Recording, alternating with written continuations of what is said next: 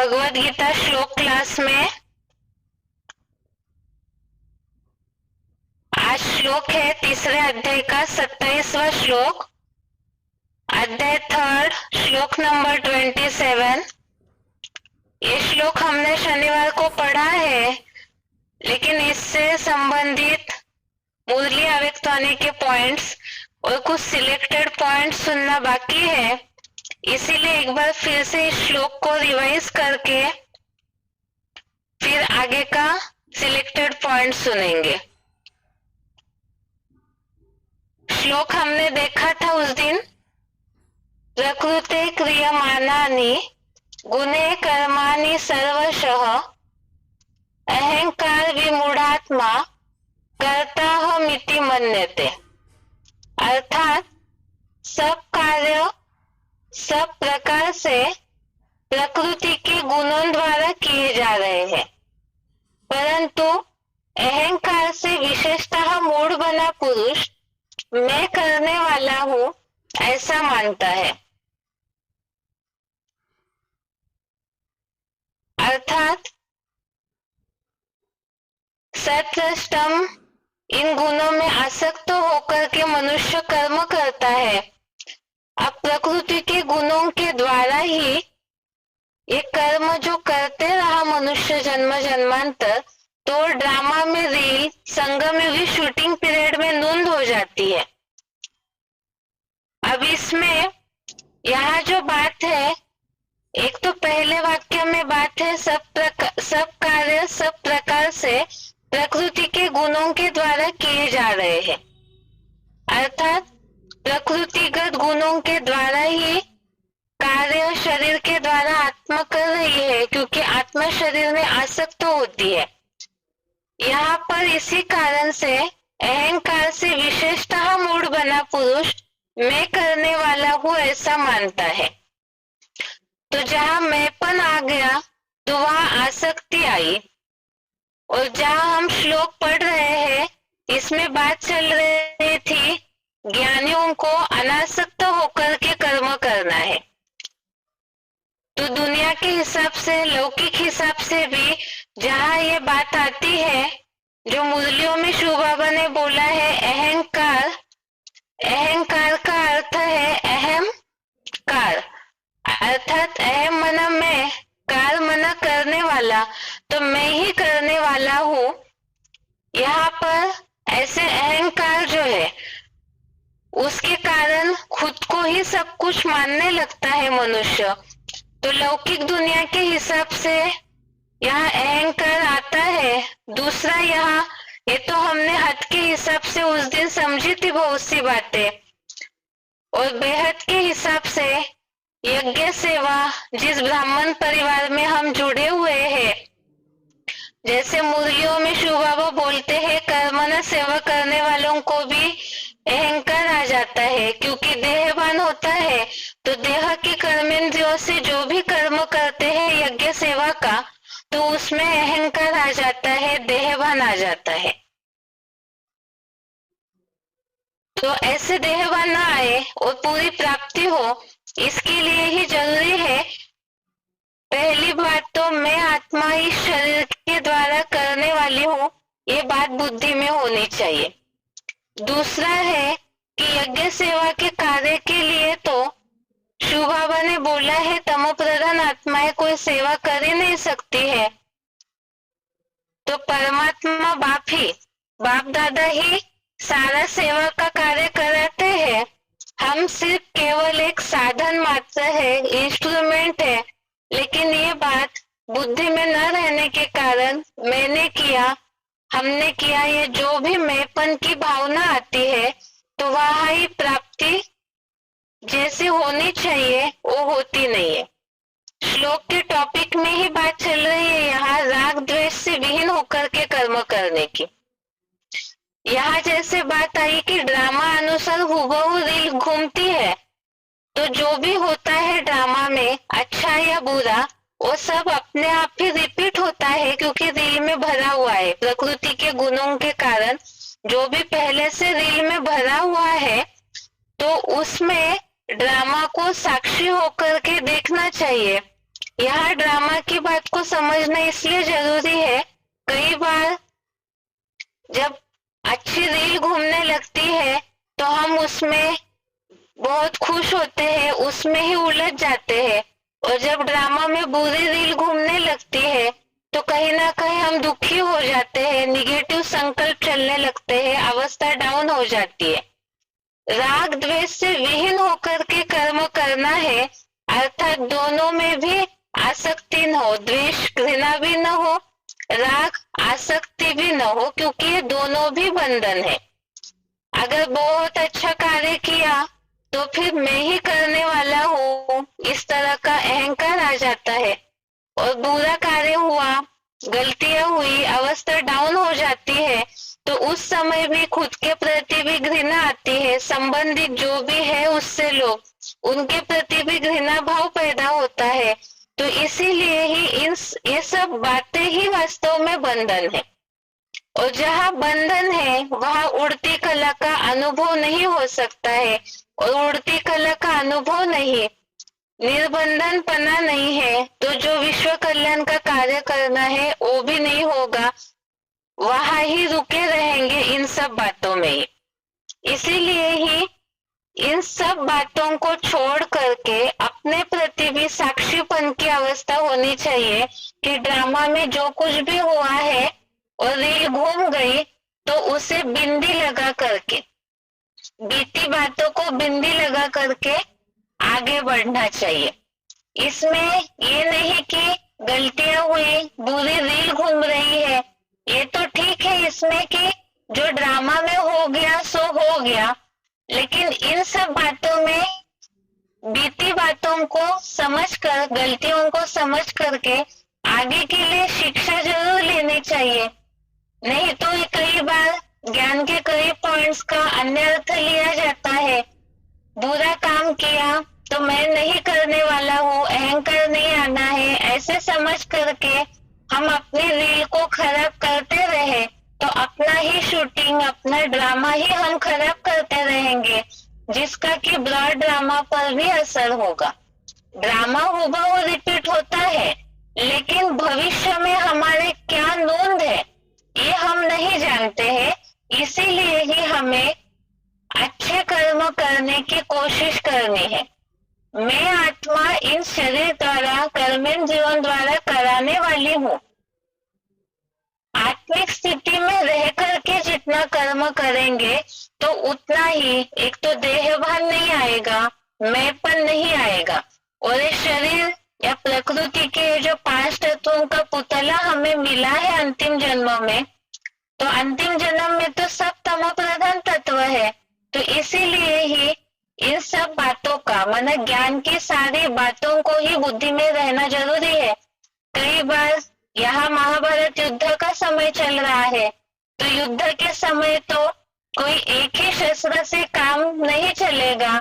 समय अनुसार जैसी स्थिति परिस्थितियों रूपी शत्रु सामने आता है, तो वैसे ही ज्ञान के अलग अलग पॉइंट्स बुद्धि में जरूर होने चाहिए, ताकि पाप भी न बने, और भविष्य के लिए जो हम ड्रामा क्या बना हुआ है वो नहीं जानते हैं, तो उसके बारे में भी हम अच्छे कर्मों की रील को अपने शूटिंग में भरते रहे।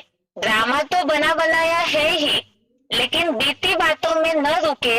इसीलिए ही इसके लिए तो समझना है कि बीती बातों के लिए ड्रामा बिंदी, लेकिन भविष्य के लिए हमें अपना ड्रामा, अपनी रील जो हम नहीं जानते, उसे ठीक करने के लिए आत्मिक स्थिति में रह करके कर्म करना जरूरी है।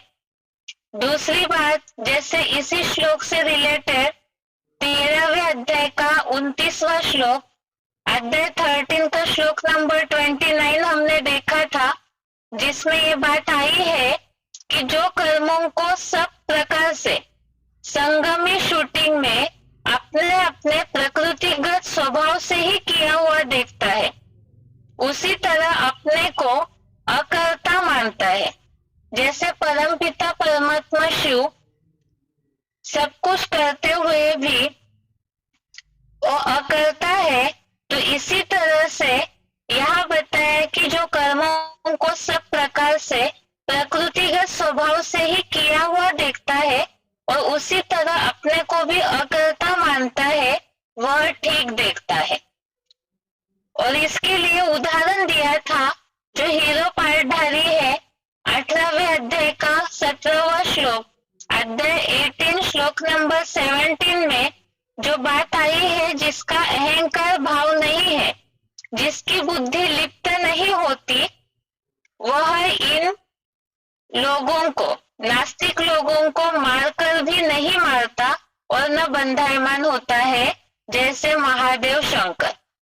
तो यहाँ ये बात तो इस भाव से ली हुई है कि जैसे आत्मिक स्थिति में रह करके कर्म करने के कारण जो हीरो पाठधारी है उनमें अहंकार भाव नहीं है, क्योंकि वो पूरा आत्मिक स्थिति में स्थित है। तो इसीलिए ही जो कर्म करते हैं उसमें वो बंधायमान नहीं होते हैं। ये श्लोकों के लिए कुछ पॉइंट्स है अव्यक्तवाणी मुरलियों के, उसे भी देखते हैं ताकि श्लोक का अर्थ और सही रीति समझ में आए।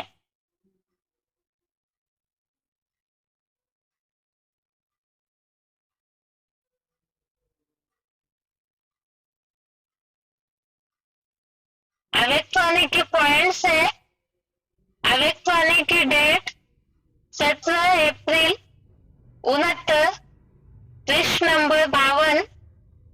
अव्यक्तवाणी डेट 17 अप्रैल 1969, पेज नंबर 52। पॉइंट है, साकार ब्रह्मा का मुख्य संस्कार कौन सा था? उनका मुख्य संस्कार था सर्वस्व त्यागी। निरहंकारी का मतलब ही है सर्वस्व त्यागी, अपना सभी कुछ त्याग कर लेते हैं। सर्वस्व त्यागी होने से सर्वगुण आ जाते हैं। पॉइंट दोबारा, अव्यक्तवाणी की तारीख है 17 अप्रैल 69, साकार ब्रह्मा का मुख्य संस्कार कौन सा था? उनका मुख्य संस्कार था सर्वस्व त्यागी। निरहंकारी का मतलब ही है सर्वस्व त्यागी, अपना सभी कुछ त्याग कर लेते हैं। सर्वस्व त्यागी होने से सर्वगुण आ जाते हैं। तो यहाँ जैसे ब्रह्मा बाबा का उदाहरण दिया कि सर्वस्व त्यागी थे, अर्थात अपने मैपन का भी त्याग। जो भी हम ईश्वरीय सेवा का कर्म करते हैं उसमें मैंने किया इस भाव का, अर्थात जो फल प्राप्त होता है उसका भी त्याग। तो इसे ही निरंकारीपना या सर्वस्व त्यागी बोला है। तो ईश्वरीय सेवा का जो भी हम कर्म करते हैं उसके लिए साकार ब्रह्मा का एग्जाम्पल अव्यक्तवाणी में दिया कि मैंने सेवा की या उसके बाद जो रिजल्ट निकलता है वो मैंने किया। ये जो भावनाएं मन में आती है उसका त्याग करेंगे तो सर्वगुण भी आ जाएंगे। अगले मुरली पॉइंट है, अगला मुरली तारीख 19 सितंबर 1973, पृष्ठ नंबर 3। मुरली डेट 19 सितंबर 1973, पेज नंबर 3। सेंटर सब शिव बाबा के है। तुम्हारा सेंटर फिर कहां से आया? तुम शिव बाबा के हो। विश्वविद्यालय बाप का है ना, ईश्वरीय विश्वविद्यालय। मेरा यह सेंटर है, यह ख्याल आया और मरा। ऐसे मेरा मेरा करने करते कितने गिर पड़ते हैं। पॉइंट दोबारा, मुरली तारीख है 19 सितंबर 1973, सेंटर सब शिव बाबा के है। तुम्हारा सेंटर फिर कहां से आया? तुम शिव बाबा के हो। विश्वविद्यालय बाप का है ना, ईश्वरीय विश्वविद्यालय। मेरा यह सेंटर है, यह ख्याल आया और मरा। ऐसे मेरा मेरा करते कितने गिर पड़ते हैं। श्लोक में जैसे दो प्रकार की बात आई है, एक तो ड्रामा के हिसाब से कि सब कार्य प्रकृति के गुणों से किए जा रहे। और दूसरी बात आई है कि मैं करने वाला हूँ ऐसा मानता है। तो यहाँ जहाँ भी मेरापन है, मेरापन आया, मैंपन आया, अर्थात अहंकार। और जैसे बेसिक प्रदर्शनी की किताब में एक चित्र दिखाया हुआ है, अहंकार आने से बाकी सारे अवगुणों पे जीत पा लेते भी है, लेकिन इन सब विशेषताओं को या तो अवगुणों पे जीत पा ली, विशेषता हमारे में है, तो इन सब बातों को अंदर में रहना, तो ये भी वास्तव में गिर पड़ना है। इसीलिए बताया ये तो सब कुछ शिव बाबा का है, इसीलिए इसमें मेरापन नहीं आना चाहिए। अगर आता है तो ये गिर पड़े। अगला पॉइंट है मुरली तारीख 14 नवंबर 1966, मुरली डेट 14 नवंबर 1966। सर्विस कितनी भी करो मगर अहंकार नहीं आना चाहिए। सर्विस करके अपना ही कल्याण करते हैं। मैं जास्ती सर्विस करता हूँ, यह अहंकार आने से गिर पड़ेंगे। पॉइंट दोबारा, मुरली तारीख 14 नवंबर 1966। सर्विस कितनी भी करो मगर अहंकार नहीं आना चाहिए। सर्विस करके अपना ही कल्याण करते हैं। मैं जास्ती सर्विस करता हूँ, यह अहंकार आने से गिर पड़ेंगे। तो यहाँ भी मैंपन की बात आई। वास्तव में संगम युग में तो पुरुषार्थी जीवन में खास एक बात है कि शिव बाबा ही सारा सेवा का कार्य कराने वाले हैं। और हम जितना अपने को आत्मा समझ करके आत्मा समझेंगे तो परमात्मा बाप याद आएंगे, और उससे एक तो मैं आत्मा इस शरीर के द्वारा कराने वाली हूँ, तो आत्मिक स्थिति में रहकर कर्म करते हैं तो उसका पाप नहीं होगा। और मैं आत्मा समझने से परमात्मा बाप की याद की स्मृति रहेगी, तो उससे भी मैंपन की जो बात आती है, क्योंकि शिव बाबा कराने वाले हैं, ये बात बुद्धि में आने से अहंकार ही नहीं आएगा, क्योंकि अहंकार आया अर्थात ही गिर पड़े। अगले पॉइंट है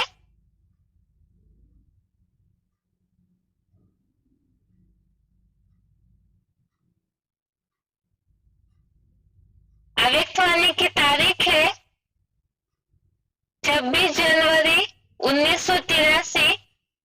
अव्यक्तवाणी डेट 26 जनवरी 1983। कभी तेरा मेरा, मैंने किया तुमने किया, यह भावना तो नहीं आती है, क्योंकि अगर किया और यह संकल्प में भी आया, मैंने तो जो भी किया वह सारा खत्म हो गया। मेरापन आना माना सारे किए हुए कार्य पर पानी डाल देना, ऐसे तो नहीं करते हो। सेवाधारी अर्थात करावनहार बाप निमित्त बनाए करा रहे हैं। करावनहार को नहीं भूले। जहाँ निमित्त भाव होगा, मैंपन आया तो माया भी आई। निमित्त हो, निर्माण हो तो माया आ नहीं सकती। संकल्प या स्वप्न में भी माया आती है तो सिद्ध होता है कि कहाँ मैंपन का दरवाजा खुला है।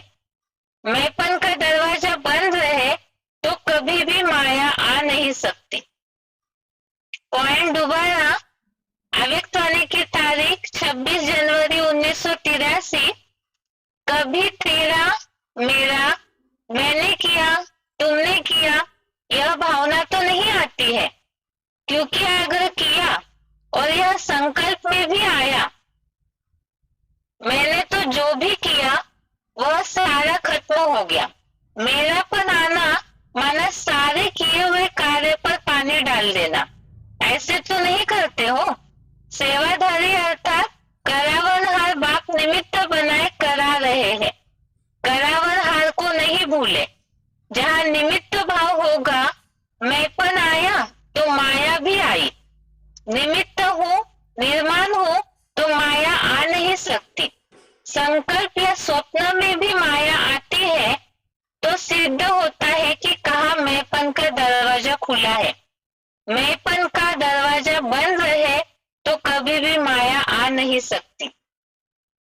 तो यहाँ खास बात बताई है, मैं करने वाला हूँ, तो ये अहंकार आना अर्थात ही माया की प्रवेशता।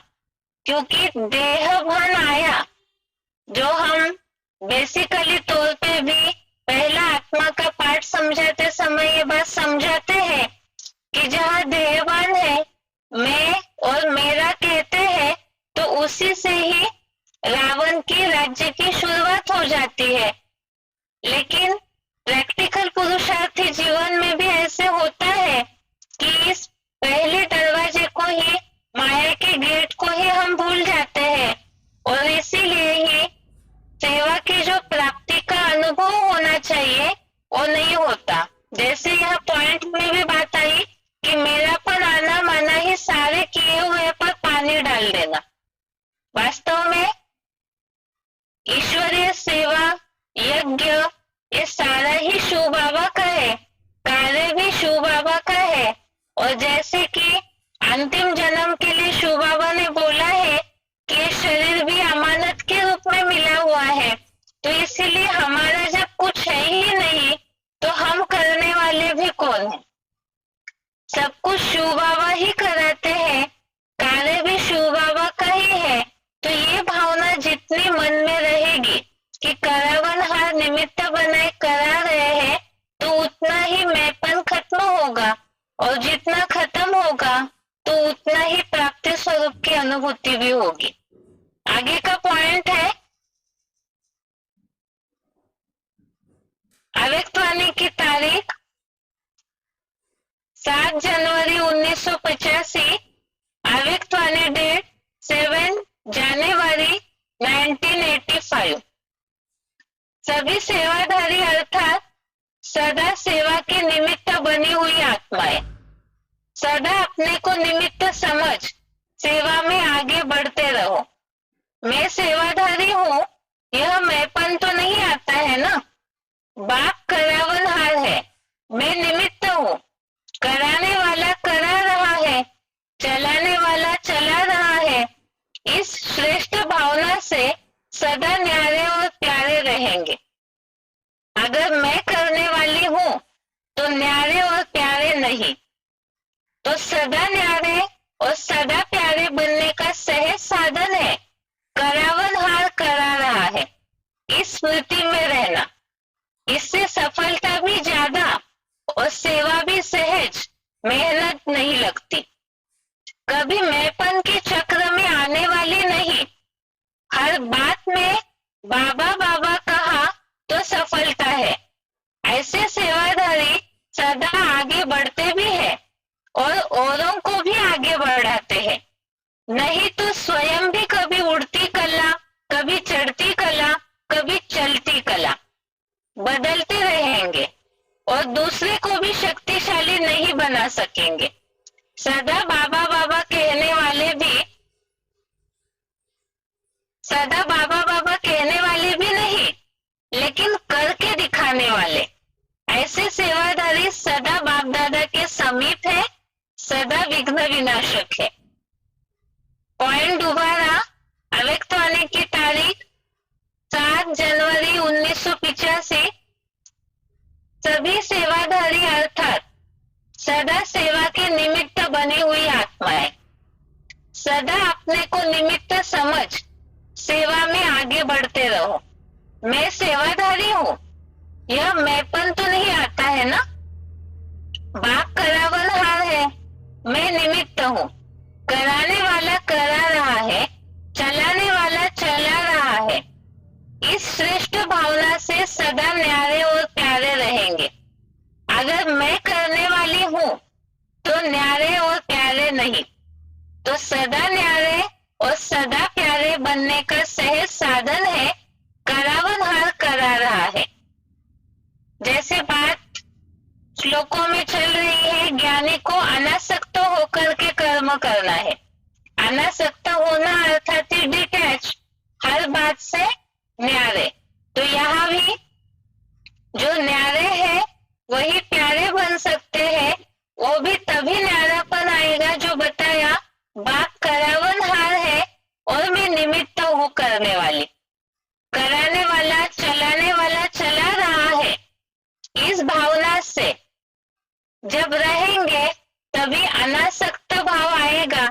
और ये जो मैंपन है, जब कराने वाला शिव बाबा करा रहा है तो मेरेपन की भावना ही नहीं आएगी। जैसे कोई मशीन चलती है तो मशीन चलाने वाला जो ऑपरेटर है वो चला रहा है, मशीन में ये भावना ही नहीं आएगी कि मैं कर रही हूँ, क्योंकि उसको ऑपरेटर कोई और है। इसी तरह से यहाँ भी शिव बाबा इस शरीर रूपी मशीन के द्वारा सेवा का कार्य करवा रहे हैं। हमें तो सिर्फ निमित्त बना के रखा है। ये भावना जितनी रहेगी तो उतना ही अनासक्त भाव होगा, और ज्ञानी जितना अनासक्त होंगे, मैंपन से दूर रहेंगे, उतना माया से भी दूर रहेंगे। आगे है इस पॉइंट में, अगर मैं करने वाली हूँ तो न्यारे प्यारे नहीं, तो सदा न्यारे और सदा प्यारे बनने का सहज साधन है करावनहार करा रहा है। इस स्मृति में रहना, इससे सफलता भी ज्यादा और सेवा भी सहज। मेहनत नहीं लगती, कभी मैंपन के चक्र में आने वाली नहीं। हर बात में बाबा बाबा कहा तो सफलता है। ऐसे सेवाधारी सदा आगे बढ़ते भी है, औरों को भी आगे बढ़ाते हैं। नहीं तो स्वयं भी कभी उड़ती कला, कभी चढ़ती कला, कभी चलती कला बदलते रहेंगे और दूसरे को भी शक्तिशाली नहीं बना सकेंगे। सदा बाबा बाबा कहने वाले भी नहीं, लेकिन करके दिखाने वाले। अर्थात कई बार ऐसे होता है, बोलने में शब्दों में तो है कि बाबा करा रहे हैं, लेकिन जो प्रैक्टिकल में अंदरूनी अनुभूति होनी चाहिए वो अगर नहीं है तो भी जो सफलता अनुभव होनी चाहिए वो नहीं होगी। इसीलिए बताया सदा बाबा बाबा कहने वाले नहीं, लेकिन करके दिखाने वाले। ऐसे सेवाधारी सदा बाप दादा के समीप है, सदा विघ्न विनाशक है। आगे है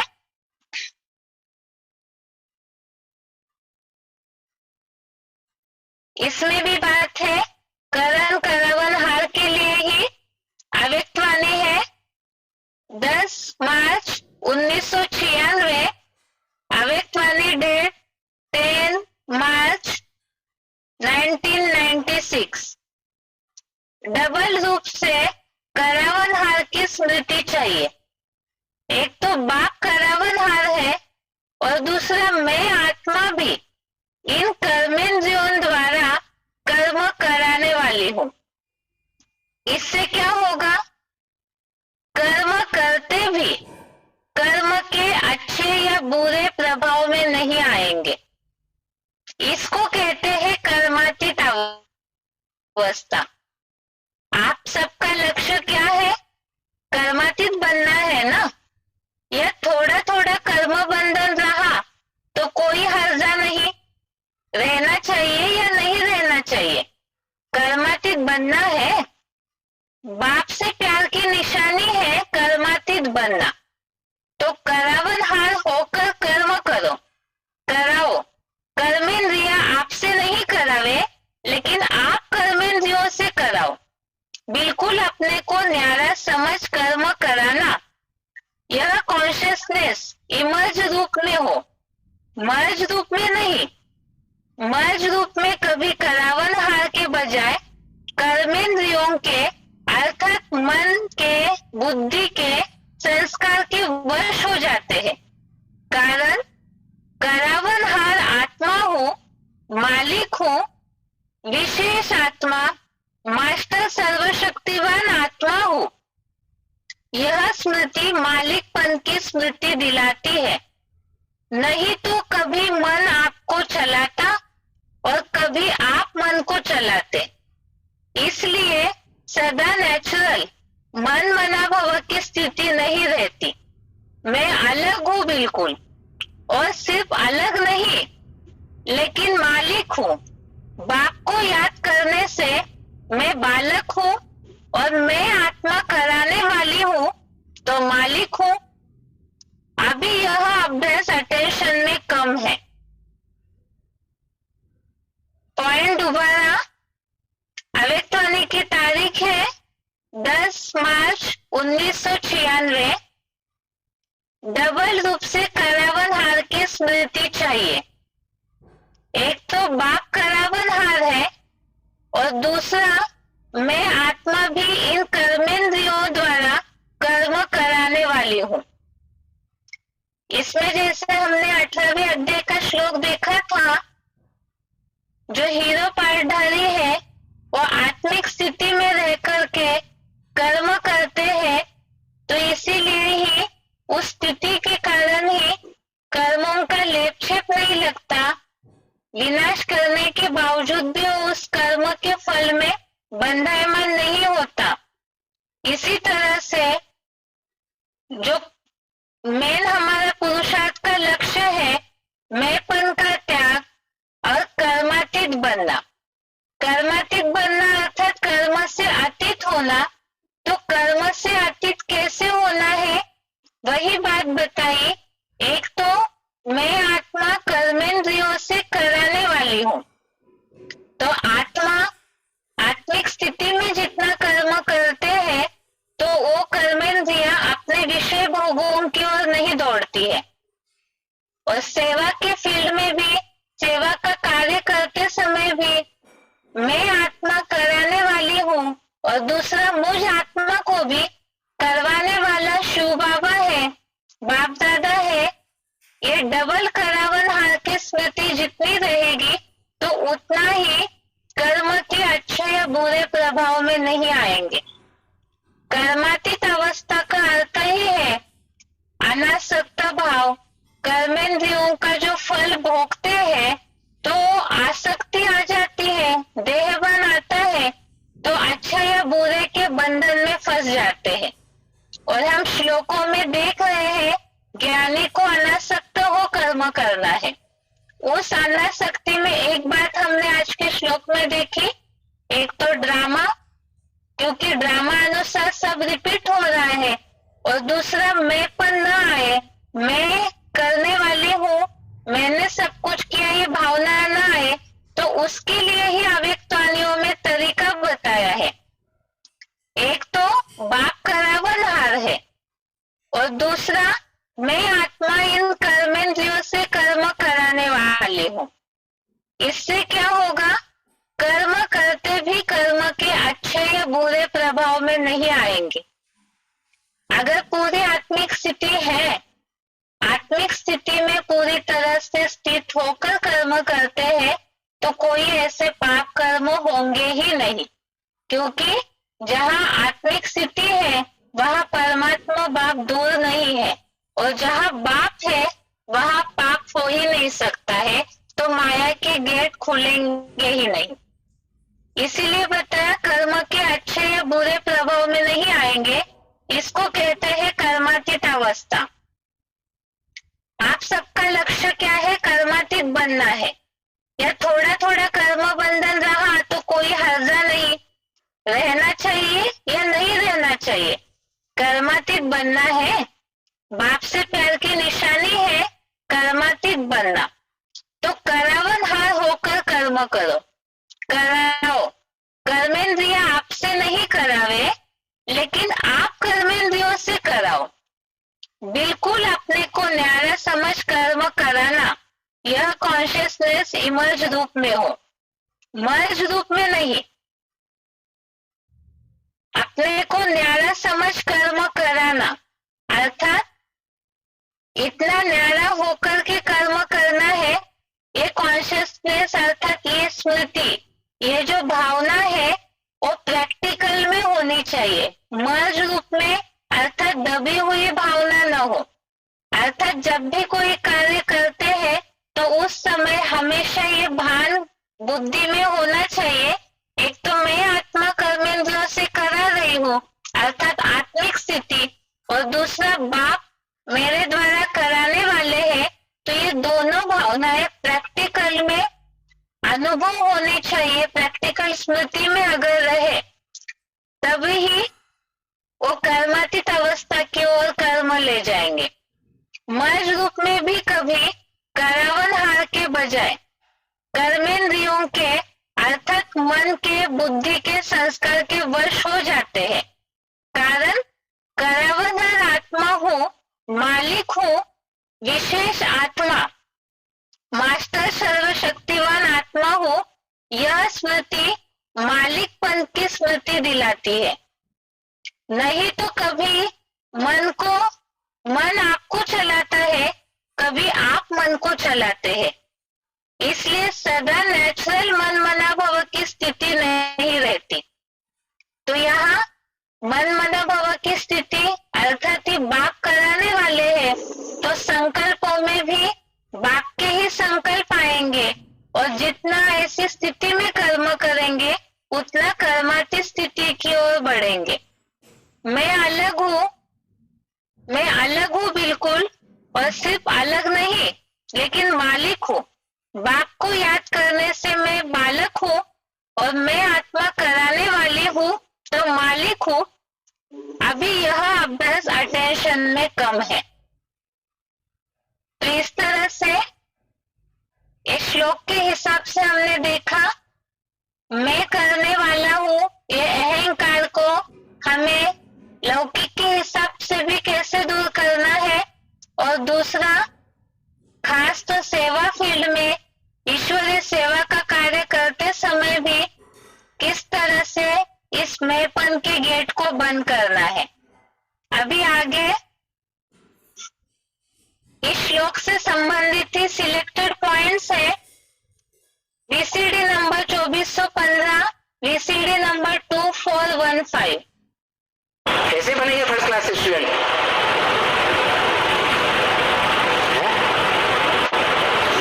तन, मन, धन, समय, संपर्क, संबंध, सारी शक्तियां ईश्वर के कार्य में झोंक दें, अपने पेट की परवाह न करें। कोई कहते हैं हमने जो रचना रची है उसका क्या होगा परिवार की? तो बाप का मुरली में ब्रह्म वाक्य में तर्क है, भारत के जो भी सन्यासी बने, सन्यास लेकर के जंगल में चले गए, अपने परिवार को, बीवी बाल बच्चों को छोड़ गए, क्या उन बीवी बाल बच्चों को उनके संबंधियों ने नहीं संभाला? संभाला या नहीं संभाला है? संभाला। तो हम ये अहंकार करते हैं कि हम पालन करता है, क्या हम पालन करता नहीं है, वो ही सबका पालन करने वाला है। और वो गीता में भी कह रहा है, प्रकृते क्रियमाणानि गुणैः कर्माणि सर्वशः।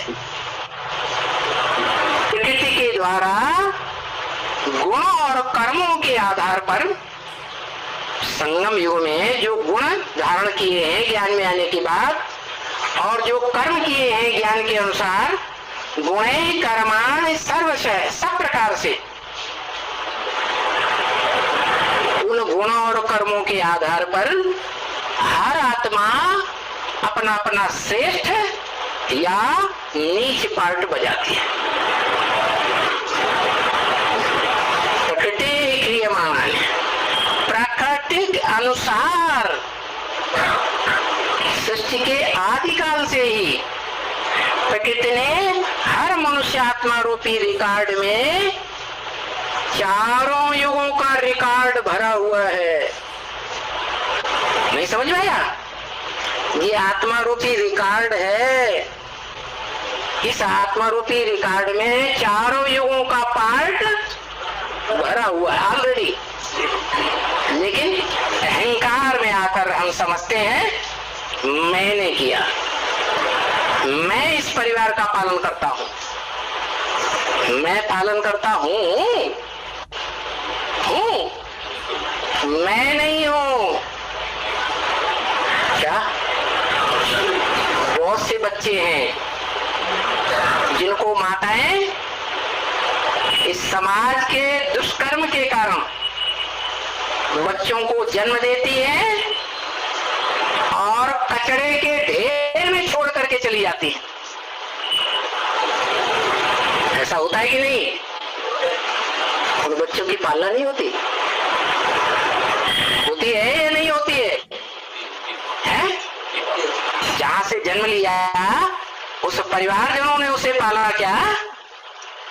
पाला नहीं पाला, फिर भी उनकी अच्छी पालना होती है। तो देखो, ये अहंकार कभी नहीं लाना चाहिए कि हम परिवार को जन्म देने वाले जन्मदाता हैं, हम परिवार को पालने वाले पालन करता हैं। नहीं, अभी संगम युग में सबका पालन करने वाला कौन है?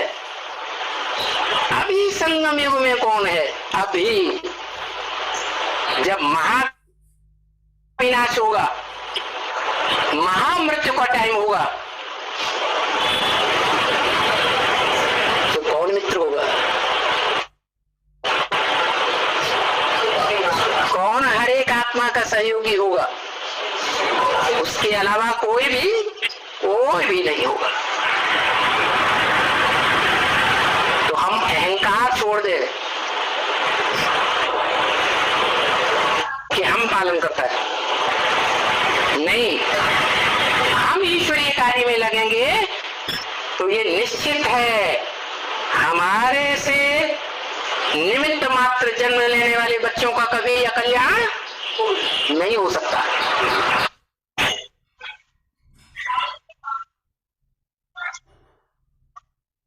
आगे का पॉइंट है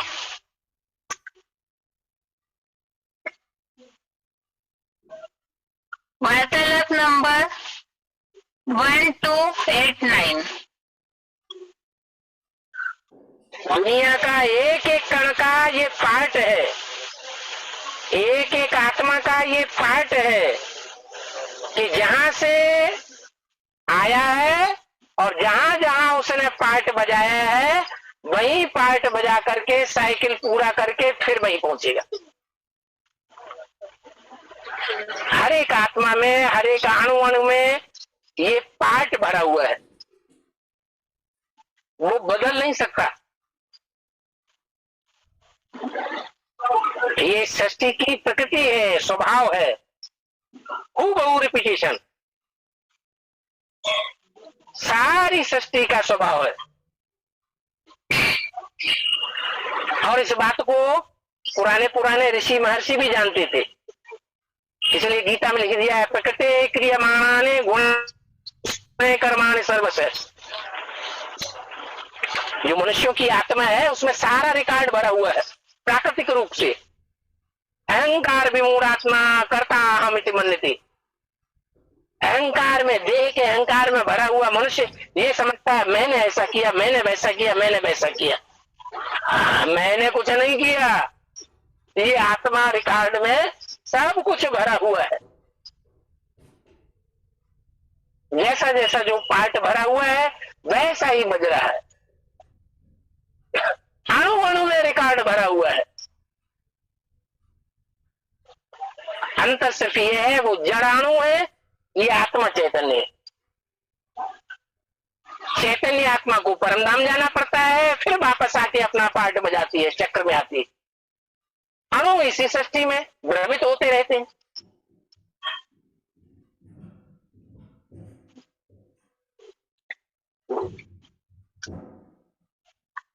अभी के पॉइंट में, जैसे दोनों पॉइंट में हमने समझा कि जो भी अणु अणु है, प्रकृति के जो तत्व है, उसका जो भी पार्ट भरा हुआ है वो हुबहू रिपीट होता है। जैसे पिछले पॉइंट में भी शिव बाबा ने बताया कि मैं ही करने वाला हूँ, ऐसे समझते हैं, जबकि हर एक बात में अपना अपना पार्ट भरा हुआ है और वो वैसे ही हुबहू प्ले होता है। इसीलिए अहंकार नहीं आना चाहिए कि हमें सब कुछ करने वाले हैं। आगे का पॉइंट है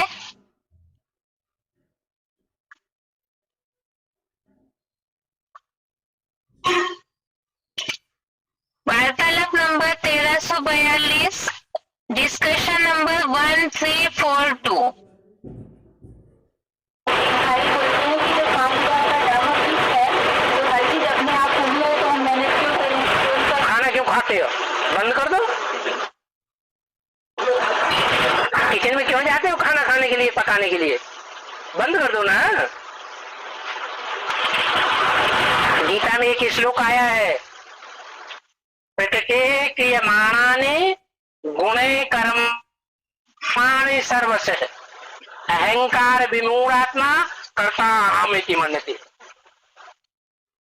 माना 5-4 वर्ष के ड्रामा में प्रकृति के द्वारा सारा कार्य, सारे पार्ट, हर एक अणु अणु में, हर आत्मा में नुदे हुए हैं, लेकिन अहंकार से भरा हुआ मनुष्य ये समझता है कि मैं करने वाला हूं, लेकिन ऐसा नहीं है। अर्जुन चाहे युद्ध करे या न करे, धनुष बाण छोड़ के बैठ जाए, फिर भी उसे युद्ध करना ही पड़ेगा। बंधा हुआ है, ईश्वर ही बंधा हुआ है। भगवान खुद कहते हैं मैं इस ड्रामा के बंधन में बांधा हुआ। तो जब भगवान ही बांधा हुआ है तो आत्माओं की क्या विसात है?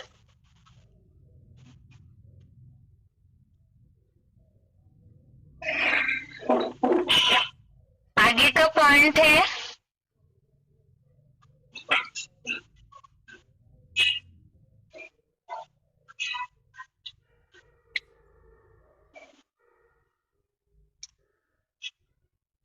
वार्तालाप नंबर 1379 डिस्कशन नंबर 1379।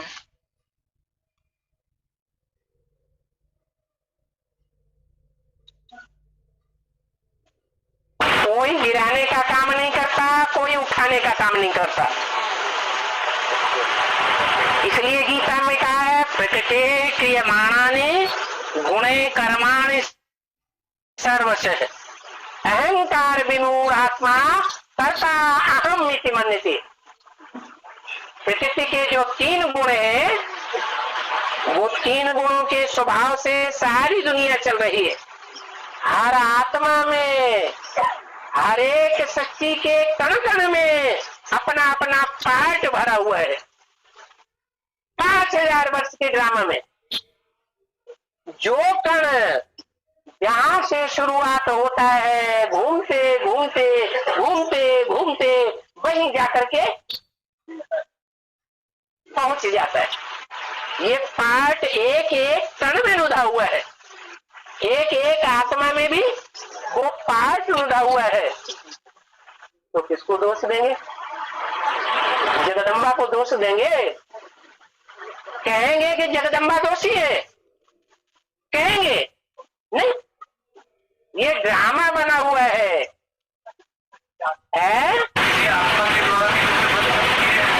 क्या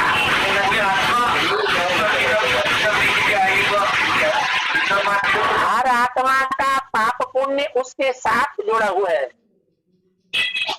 कोई दूसरे के ऊपर उंगली नहीं उठा सकता। हमने पाप किया है तो हम ही भोग रहे हैं। ऐसे नहीं कि हमको नीचे गिराने वाला वो है, नहीं, हमको नीचे गिराने वाले या ऊंचे उठाने वाले हमारे ही अपने कर्म है। संगम युग में शूटिंग हो रही है।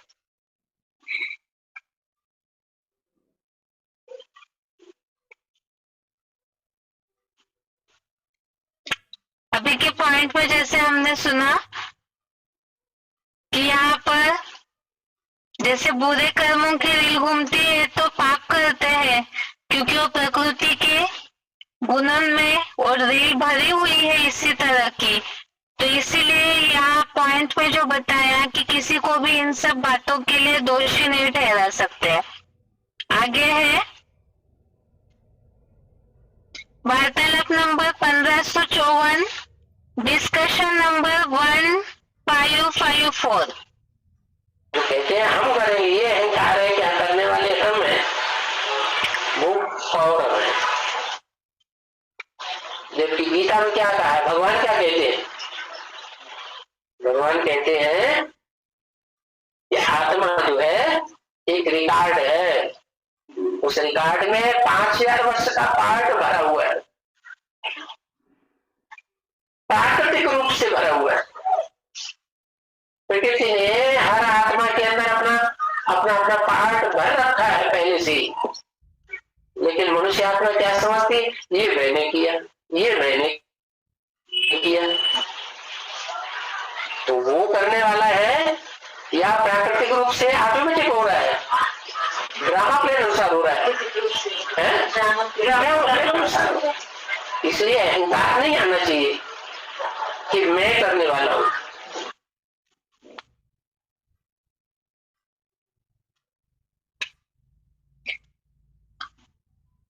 आगे का पॉइंट है वार्तालाप नंबर 1556, डिस्कशन नंबर 1556। हम बच्चों बाबा के सम्मुख बैठे हुए भी ये स्वरूप प्रवेश करते हैं। इसका मतलब क्या हो सकता है? इसका मतलब ये हो सकता है कि शिव जो है वो आसुरी आत्माओं का भी बाप है या सिर्फ देवात्माओं का भी बाप है? उनका भी बाप है ना। देखो, विष्णु एक ऐसा देवता है जो सिर्फ देवताओं को ही तरजीह देता है, बढ़ावा देता है, लेकिन शिव शंकर भोलेनाथ कैसा हो, शास्त्रों में दिखाया है, देवताओं को भी उतना प्यार करता है और असुरों को भी उतना ही प्यार करता है। क्यों? जो अल्पज्ञ है, त्रिकालदर्शी नहीं है, वो तो समझते हैं ये दुष्ट है, खराब है, राक्षस है, ये अच्छा है, देवता है, ये अच्छी कर्म करता है, ये सुख देता है, ये दुख देता है। जो अज्ञानी है वो ऐसे कहते हैं। और गीता में क्या कहा है? गीता में भगवान ने कहा है प्रकृति क्रियमाणे गुणे कर्माणि सर्वश अहंकार विमूढ़ात्मा सर्पा अहमिति मन्यते। माना प्रकृति के द्वारा प्राकृतिक रूप से हर आत्मा में अपने 5000 वर्ष के पार्ट भरे हुए हैं। क्या नहीं समझ में आया? हर आत्मा रूपी रिकॉर्ड में प्राकृतिक रूप से 5000 वर्ष के या कम या ज्यादा हर आत्मा के अंदर अपना अपना पार्ट भरा हुआ है। अपने पार्ट के अनुसार हर आत्मा पार्ट बजाने के लिए बंधी हुई है। अच्छे कर्म और बुरे कर्म करने का किसी का दोष धरे?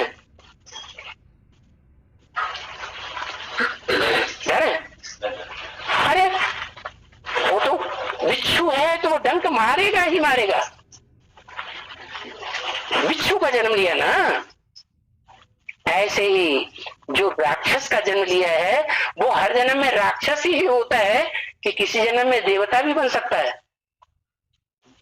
राक्षस वाला हर जन्म में राक्षस ही जन्म लेता कि नहीं जन्म ले सकता है।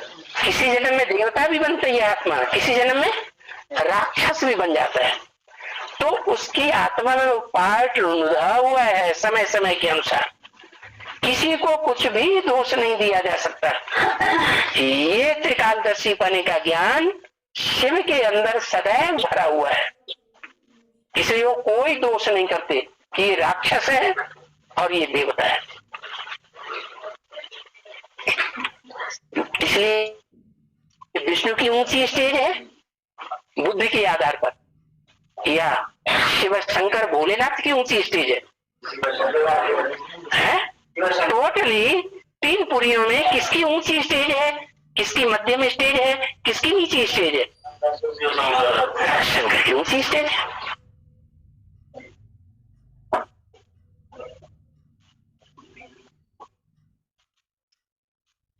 अभी के पॉइंट में जैसे हमने समझा, एक तो अभी तक जो भी पॉइंट समझे उसमें ये बात आई, मैं करने वाला हूँ, ये बुद्धि में होना ही नहीं चाहिए, क्योंकि प्रकृतिगत गुणों के कारण हर एक आत्मा कर्म करती है। दूसरा, यहाँ पर औरों के पार्ट के लिए भी ड्रामा शब्द कैसे लागू करना है, तो हर एक आत्मा में अणु अणु में ही ड्रामा भरा हुआ है, उनका पार्ट भरा हुआ है। राक्षसों का भी पार्ट, बिच्छू का भी पार्ट, सभी का प्रकृतिगत गुणों के कारण वो पार्ट भरा हुआ है, इसीलिए किसी को भी दोषी नहीं ठहरा सकते हैं। जैसे शुभ आप त्रिकालदर्शी है, साक्षी होकर सबके पार्ट को देखते हैं, तो वैसे ही भावना ज्ञानियों के मन में होनी चाहिए, क्योंकि ज्ञानी अनासक्त हो कर्म करते हैं, राग द्वेष से विहीन होकर कर्म करते हैं।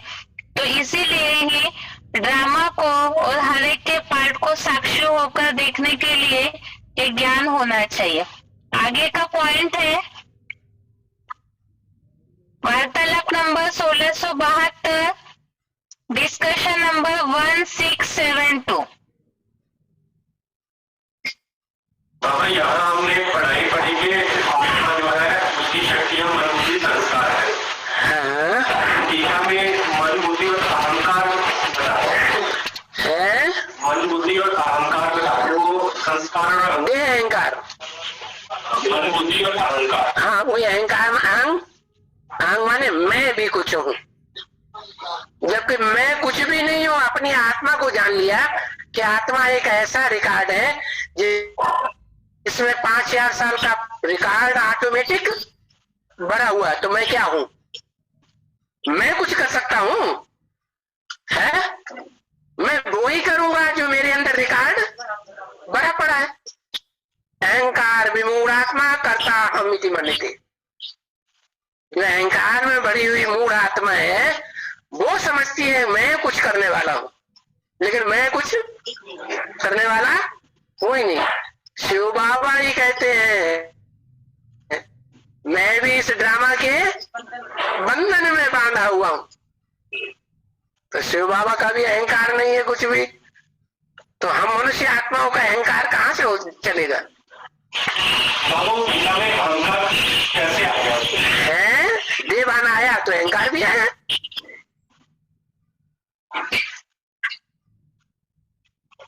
गीता लिखने वाले ने पहले क्या गीता लिखी या पहले से ही गीता थी? गीता का ज्ञान पहले से ही था। है? लिखी गई गीता, जिसने लिखी वो पहले देह अहंकार में आया कि नहीं आया? आया।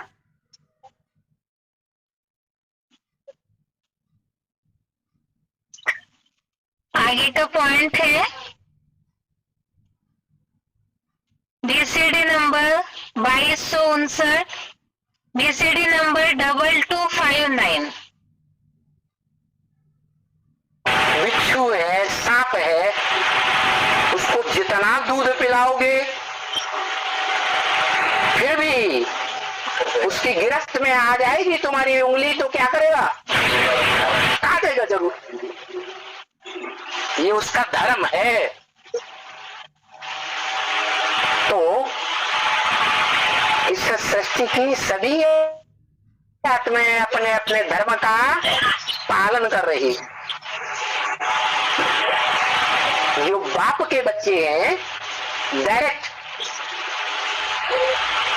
वो कीड़े मकोड़े मक्खी मच्छर जो दुखी दुख देते हैं वो बाप के बच्चे हैं, बाप की बातों को समझने वाले हैं, या बाप की बातों को समझने वाले भी नहीं हैं, छोटे बच्चे हैं या बड़े बच्चे हैं, कीड़े मकोड़े पशु पक्षी, छोटे बच्चे है तो आत्माएं ना, अबोध आत्माएं। छोटा बच्चा है, कितना भी समझाओ आग की तरफ नहीं जाना, उसमें हाथ नहीं डालना, वो क्या करेगा? फिर भी रेंग के जाएगा, उसी में हाथ डालेगा। इस स्वभाव है। सारी दुनिया इस स्वभाव कहो, प्रकृति कहो, निसर्ग कहो, इस प्राकृतिक बंधन में बंधी हुई है। हर आत्मा रूपी रिकॉर्ड में उसका अनेक जन्मों का पार्ट भरा हुआ है। इसलिए गीता में कहा है, प्रकृति क्रिया गुण कर्माणि सर्वशः अहंकार विमूढ़ात्मा कर्ताहम् इति मन्यते। प्रकृति के द्वारा हर आत्मा रूपी रिकॉर्ड में कर्म स्वभावतः भरे हुए हैं। जब समय की सुई वहां आती है तो वो ही कर्म वो करती है जो उसने कल पूर्व में किया था।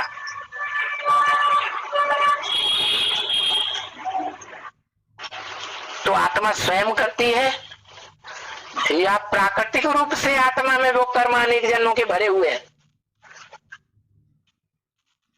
क्या सच्चाई है? स्वतः ही प्राकृतिक रूप से स्वभावतः हर आत्मा रूपी रिकॉर्ड में वो कर्म भरे हुए हैं। लेकिन मनुष्य अहंकार में आकर के कहता है मैंने ये किया, मैं स्वर्ग बनाऊंगा।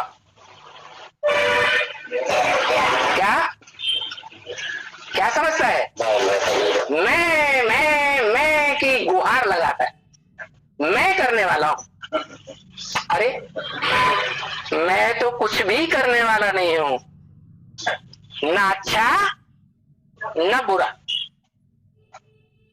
ये सचरूपी चक्र में जैसे भगवान बाप ज्ञान सूर्य बंधा हुआ है कर्म करने के लिए, इस पतित सृष्टि में आने के लिए बंधा हुआ है, ऐसे हम आत्माएं भी इस सृष्टि में आने के लिए, पार्ट बजाने के लिए बंधी हुई है। तो मनुष्य विद्वान समझते हैं हमारी सदा काल के लिए मुक्ति हो जाएगी।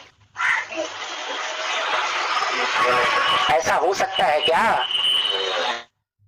कि आत्मा सदा काल के लिए मुक्त हो जाए और भगवान को जन्म जन्मांतर है इस सृष्टि में आना पड़े? ऐसा हो सकता है? नहीं। तो देखो भगवान बाप आकर के इन बातों की गहराई को समझाते हैं, लेकिन कब? आदि में नहीं, मध्य में भी नहीं, कब? एकदम अंत में।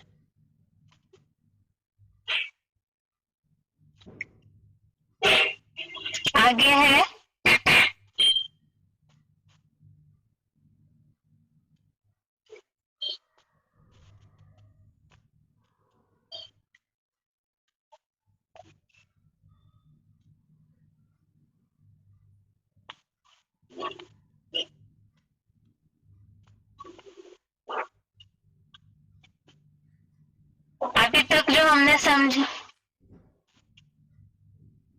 अभी तक जो भी हमने श्लोक के लिए पॉइंट समझे, एक तो ड्रामा में सभी का पार्ट प्रकृति के गुणों के कारण भरा हुआ है।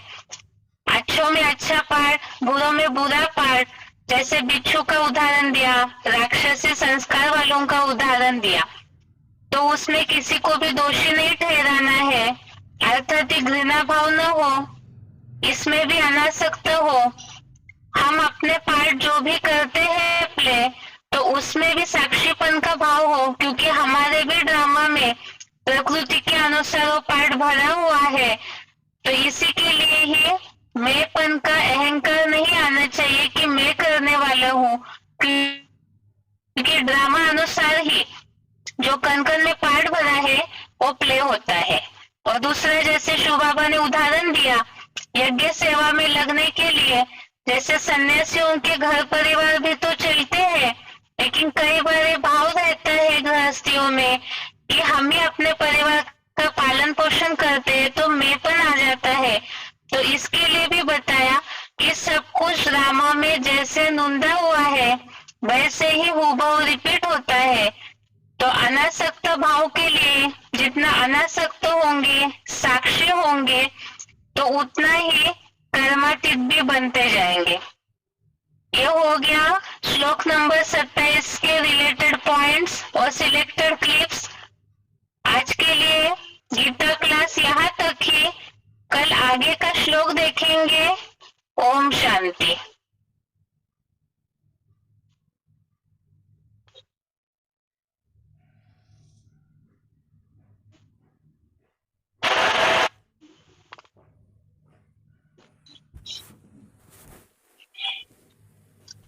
Goodbye.